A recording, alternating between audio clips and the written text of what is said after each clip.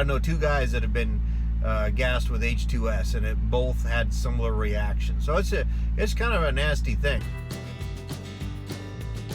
Bragger, this is the truck and tanker Yanker. I'm 10-8 with my 10 in the wind. My heaters are glowing, my manners are showing. Wind her up and let her go, come on. I'm your travel agent with a story to tell. Let's go for a ride.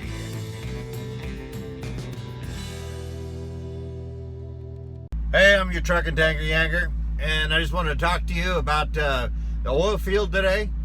Now, out in the oil field, when you're hauling crude oil, or even if you're just taking numbers out of a lac or whatever you're doing, if you're just testing the oil, grinding it out, and I'll tell you what that means. Whatever it is that you're doing in the oil field, one of the things that we have to be real careful of is H2S. H2S is hydrogen sulfide, and it's basically a gas that is on crude oil. And if you ever hear the term of sour crude, sour is crude that has a lot of H2S on it. Sweet crude is really super light. It's almost like gasoline. When I was in the crude patch, I was hauling crude oil that was well, matter of fact, there was some stuff that was so heavy and had a high paraffin content in it that we had to load it at 100 degrees into an insulated trailer, even in the wintertime when it was 20, 30 below zero, and we'd have to go like crazy to get to unload it before it turned into toothpaste, because otherwise it would just set up like axle grease in your trailer, and it's really hard to get out at that point. And you got to heat it up, and it ain't easy to heat a whole trailer up to high enough to get that stuff to melt. So I just think of it as kind of like butter, I guess. So you know where butter starts to congeal at, a little below room temperature, or a little above room temperature, or somewhere in that neighborhood, butter starts getting kind of hard. That's the way this particular crude oil was. Some of that light crude that we got, it was it was somewhere like in the color, almost like the color of diesel, except it was on the brownish tinge as opposed to the greenish tinge. And besides, diesel isn't really green anyway. What makes it green is basically bacteria in the diesel, and you just can't get rid of it. It's just a bacteria algae bloom of one kind or another. I actually saw, after they had put in a whole new distillery process at the refinery, I asked what was wrong with the diesel because it was clear, and he said it's because we got a new still.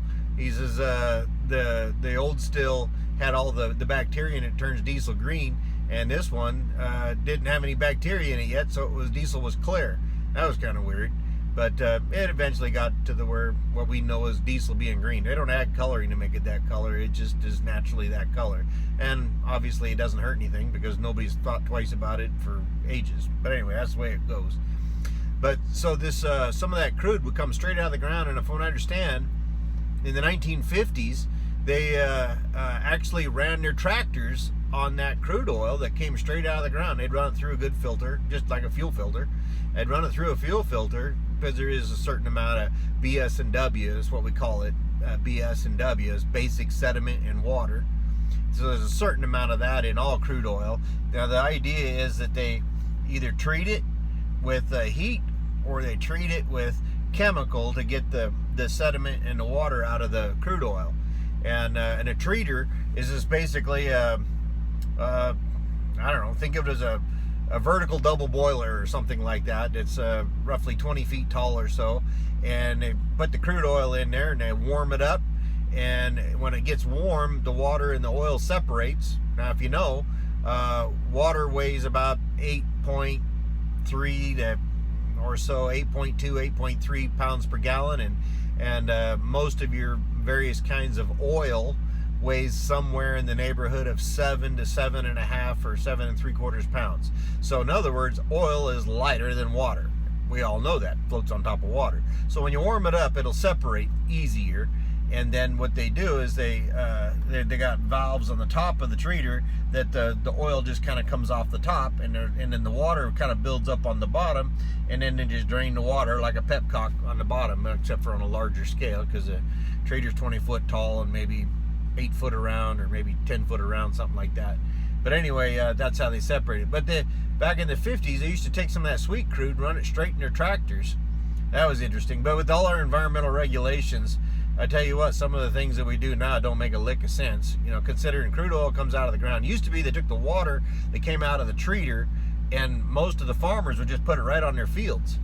And they said it acted like fertilizer. Well, crude oil is a natural product that comes out of the ground, and they throwed it back on the ground, and it made stuff grow, and it didn't have chemicals in it. It didn't have anything that was bad in it necessarily, because it was just a product that come out of the ground.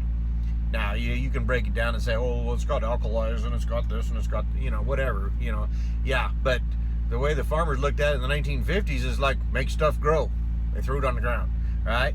So, you know, we throw cow manure on the ground. It's got nitrates, nitrites, all kinds of stuff like that. Make stuff grow. You know, matter of fact, they outlawed nitrates, I should say nitrates. They outlawed them because not only they make stuff grow, it makes it blow up. Anyway, but so the regulations that they made was like, well, this is an unnatural thing, and now they have all sorts of crazy ways they got to dispose of water and that type of thing. Okay, that's for a rant video. Okay, I don't want to get into that. H2S. So I want to talk about hydrogen sulfide just a little bit. So in the crude patch, one of the things that we carried with us, and I carry this with me because I go to places where there's crude oil. When I go up to Canada, north of Medicine Hat, I load propane at a compressor plant that is on an oil pipeline. And that oil pipeline is roughly about, well, I seen it. It sticks out of the ground at one point. It's probably about a 4-foot pipe or so. And what they do is they just get the gas off of that, and then they compress the gas, and it turns into what they call Y-grade. Y-grade is a mixture of sweet gas or natural gasoline or C5, whatever you want to call it, and butane and propane. Well, I'm going to get propane, although down here, like right now, I've been hauling a lot of butane out of the Bakken area in western North Dakota, but with the up there in the pipeline, when I'm up there, the Canadian law requires me to have a sniffer. And this little sniffer, I don't even know how many hundreds of dollars this little sucker costs. And I'm not going to turn it on, because what it does, well, I can turn it on. It'll just beep at you. I don't know, can you see that? It's lighting up, and it's reading right now. And to see all them little 3 things there, they're little discs right here. It's sniffing the air right now. I'm going to turn it off for it. It tells me the air stinks. Yeah, because it also measures CO2, you know, carbon dioxide, and it measures oxygen levels. So if the oxygen levels start to drop, it beeps. If the CO2 level goes up, it beeps. So, because I'm a truck and tanker yanker, and in this little cab right here, I sucked up all the oxygen, and all I do is blow out carbon dioxide. I can't make this little thing keep it from beeping, and it's annoying when it starts beeping, because it's loud, really loud. But it also sniffs H2S, and that's the main reason why we haul this around, is because it sniffs H2S. And the H2S is, it's actually odorless, oddly enough. And the reason why it's odorless is because it's a nerve agent. Now, what I mean by that is, if you can actually smell H2S, it smells like sulfur. And if you can smell it, it ain't gonna hurt you. But if you can't smell it, it's probably gonna kill you. That's all there is to it. Because the first thing that it does is kill your sense of smell, your sense of taste, and your sense of smell. Well, depending on how tuned you are to your sense of taste and your sense of smell, if you're in the middle of eating a bean burrito or something like that, and you get a big whiff of H2S, and you're like suddenly can't taste your bean burrito, supply joke right there, all right? You can't taste your bean burrito, it's probably because you just sniffed too much H2S. But rarely do we eat bean burritos while we're around H2S, all right? So if you can smell H2S, it can't hurt you. But when you can't smell it, it can kill you. And I'll tell you this, because it's a nerve agent, the first thing it attacks is your sense of taste and your sense of smell. And the next thing it does is attacks your involuntary muscles. And I've talked to several guys that have been gassed and actually lived through it. And not everybody lives through it. But one guy, he said that the first thing he noticed was he wet his pants, because that involuntary muscle let go. And he's like, what? And he said the next thing that happened was he crapped his pants. and he knew he was in trouble at that point. That's when he turned to start to head out. He was in a lack, which is a little hut the lack basically measures the crude oil coming by it, and it actually electronically has an eye that can determine how much BS and W is in the oils that's going by and that kind of a thing. It's just a kind of a fancy meter is what it comes down to, and they always put them in a little shack, and they're always out in a crude patch somewhere. Anyway, and H2S can collect in a little shack like that. Well, he went in the shack, started taking numbers off the meter and putting a ticket in to punch it and all that kind of thing, and that's when he wet his pants, and then he crapped his pants, and he knew he was in trouble. He turned around. He said he took one step to the door and he fell down, and the next thing he knew, he woke up. Fortunately, his head was outside the door when he woke up, and he started crawling, and he crawled to his truck, and he got up into his truck, and he managed to get the phone and call his boss and told him he was in trouble, and he passed out again. And the ambulance showed up at the location he was at. They loaded him up and took him off to the hospital. But I know two guys that have been gassed with H2S, and it both had similar reactions. So it's kind of a nasty thing. So, I've stood on top of a lot of tanks, and you pop the dome lid, and the first thing you smell is sulfur, because crude oil smells like sulfur. It is rotten something or another is what it is. It's some people, everybody knows Sinclair sign, where you got a picture of a dinosaur, and they all think it's rotten dinosaurs that made crude oil. I don't know. I had a friend who was a scientist, a chemist, and I gave him some samples because I showed him the different kinds of crude oil that we pick up. And there's some that looks like green, it's like pea soup, just as green and kind of lumpy even. And then I picked up stuff that's blacker than the ace of spades. That's what most people think of. You ever seen a Red Adair movie with John Wayne or something like that? It's just black shooting up, and they're all coated in black and like that. But then there's brown, and it just comes in lots of different colors. So I'd gotten him a little bit of each kind, and I could tell him how deep it came from in the ground. Some of the wells were 12,000 foot deep, and some of the wells were 8,000 foot deep, and some of them sweet crude wells were only like 1,000, 1,500, maybe 2,000 feet. And it was just sweet, and I only had a little pumping unit. One thing you can tell, if you're ever driving around the country, you see a great big old pumping unit that's got the great big old arm coming up and going down. The bigger the pumping unit, the deeper the well. That's rule of thumb. You see a little pumping unit about the size of a Hyundai car or something like that, not a very deep well. It's all right. Anyway, we have to climb up on top of a 400-barrel tank. Oh, and a barrel. Now, y'all think of a 55-gallon drum as a barrel, but in the crude oil industry, a barrel is 42 U.S. gallons. That's a barrel. And so when they talk about how many barrels of oil are coming out of a well, or how many barrels of oil got sold on the market, or whatever like that, each barrel is 42 gallons. And so a 400-barrel tank is a 20-foot tall tank, and it's, 8-10 foot in diameter or something like that. It's a good-sized tank. It's not a big tank, but it's a good-sized one. They got 1,000-barrel tanks. They got 5,000-barrel tanks. They got 10,000-barrel tanks. They got big tanks.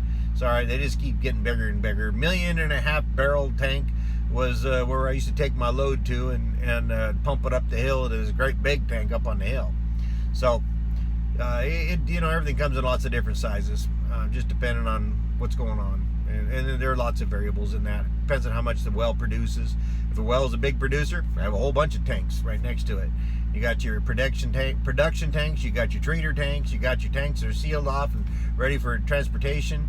A lot of places, Canada, I noticed, does this a lot, and the Bakken is doing it more and more, and that is that they're having oil wells scattered all over the place, and then they got like tanks in a central location, so they're all being fed by these oil wells all over the place to the central location, and it might go into a pipeline at that point and get piped someplace, or it ends up going into trucks and getting trucked someplace. But generally speaking, if you got a deal like that, it's going generally into a pipeline, just because that's a lot of oil.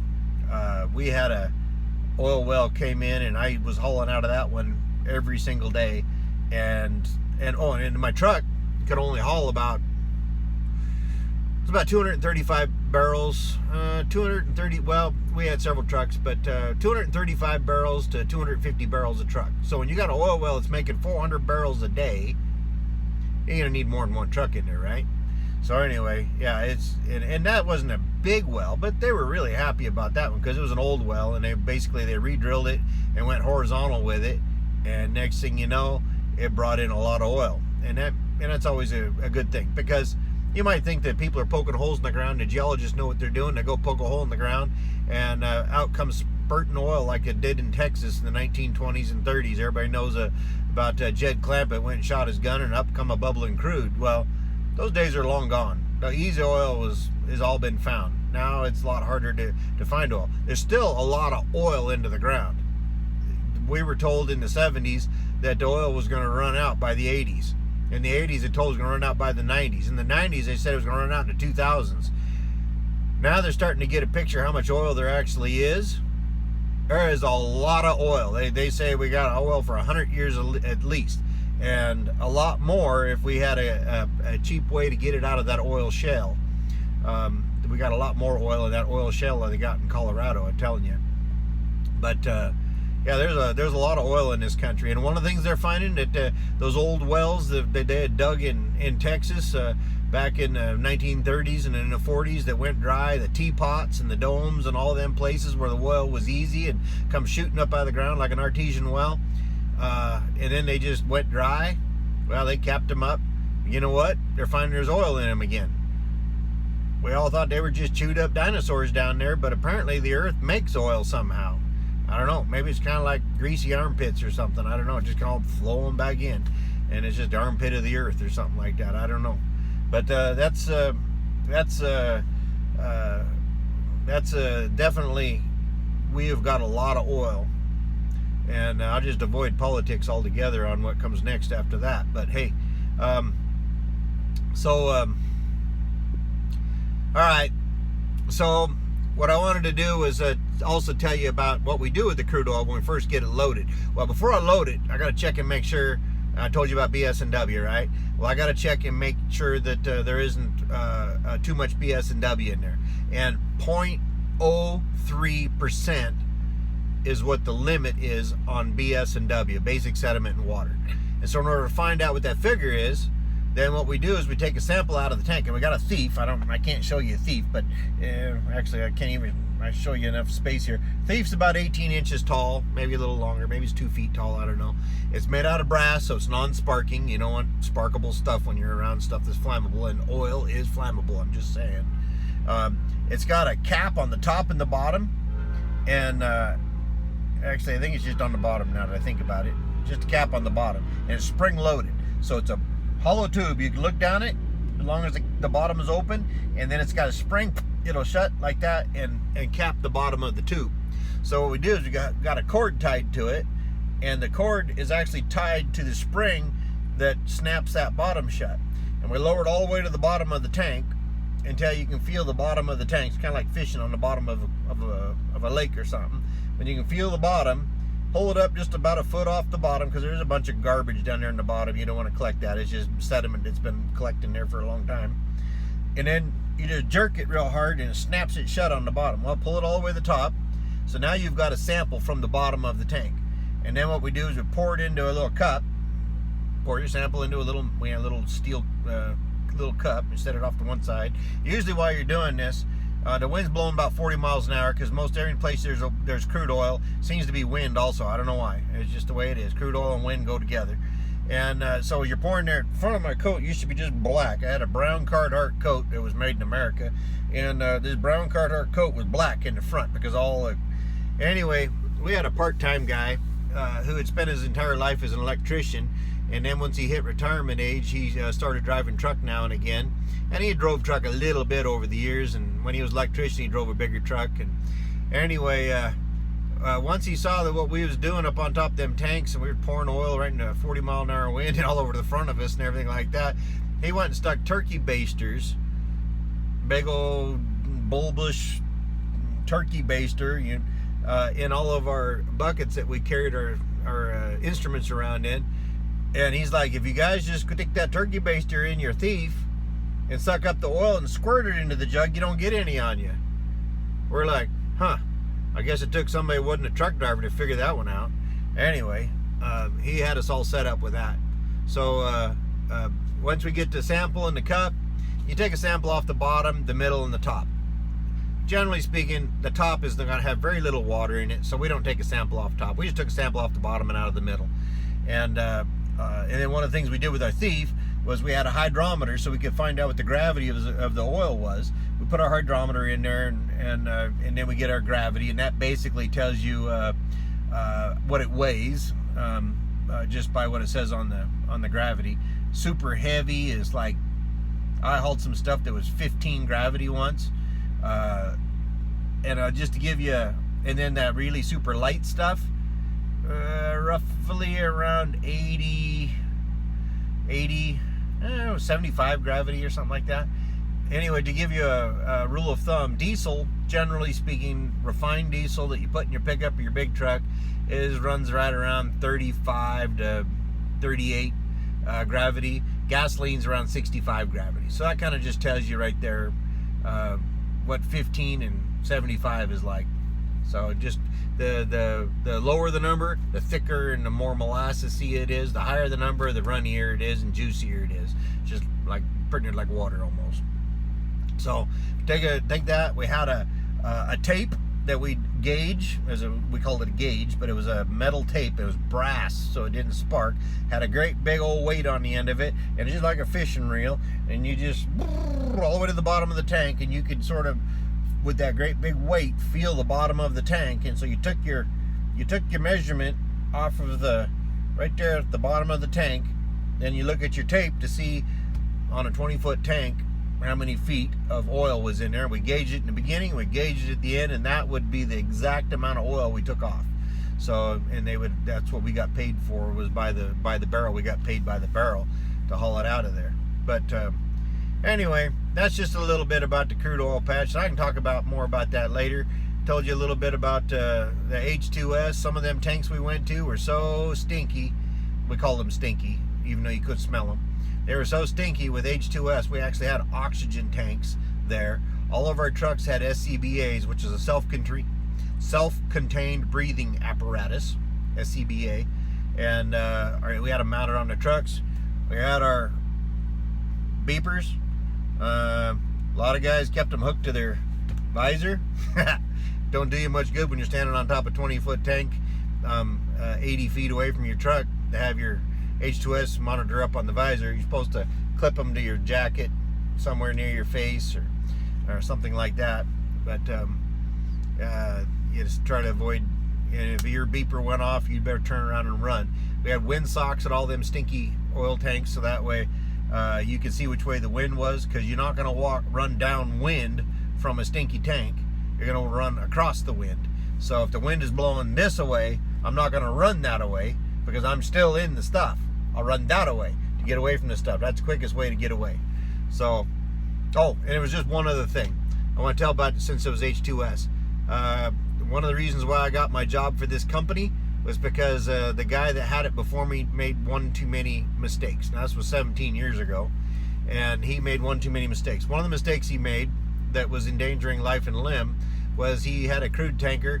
He went to go get a load of sweet gas. He had hauled a load of stinky crude before that, and you're supposed to hook up your vent pipe, when you're loading the sweet gas, so that way if you got sour vapors in there, then it gets vapored off to a burner.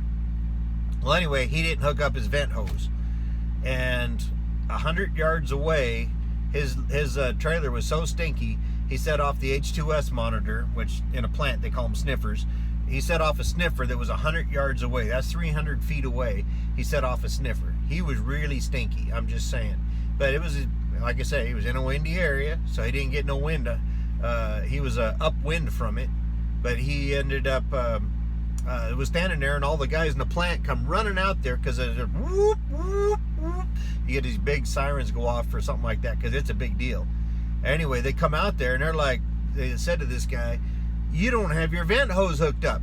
And he's like, "Oh, come on, it's not that bad." And he went over he was going to lean over and sniff his vent pipe. It would have killed him instantly, probably, because if it set off the monitor 100 yards away, he would have been dead instantly.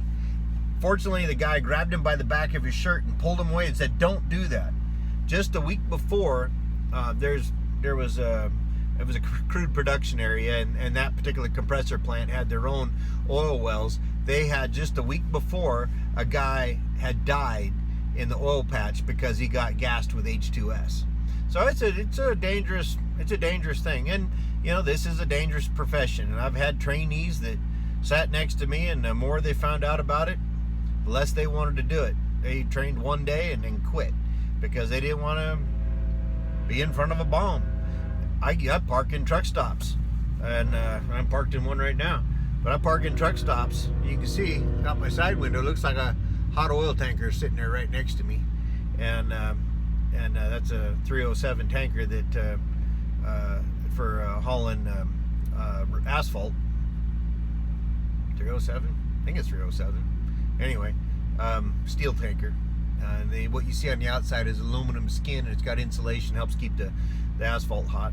But anyway, I park in truck stops with a propane trailer, and I've had the guy next to me just pick up stakes and move because he didn't want to park next to me all night long. He's scared that he's going to die. So, but familiarity breeds contempt. I'm still been doing it. I've been hauling this stuff for more than 20 years now. So, you know, it's just one of those things. It's a way to make a living. Try to be safe. That's what it's about. Try to be safe. Make a living. Get your stuff delivered so you can drive your car. And that's what it's all about. Heat your house. Yeah, I'm heating your house. Hauling fuel for your cars. Oh, remind me sometime in the future to tell a story about hauling gasoline so you can drive your cars. Anyway, that's a story and a half. I'll just tell you some other time. But hey, just once you hit the subscribe button, give me a thumbs up. Go ahead and ring the bell so you don't forget. And take her easy. Keep the shiny side up, the dirty side down. Look beyond your hood ornament, and don't be a bumper sticker. It's unprofessional. All right. So hey, take it easy. I'm the Truck and Tanker Yanker, and we gone.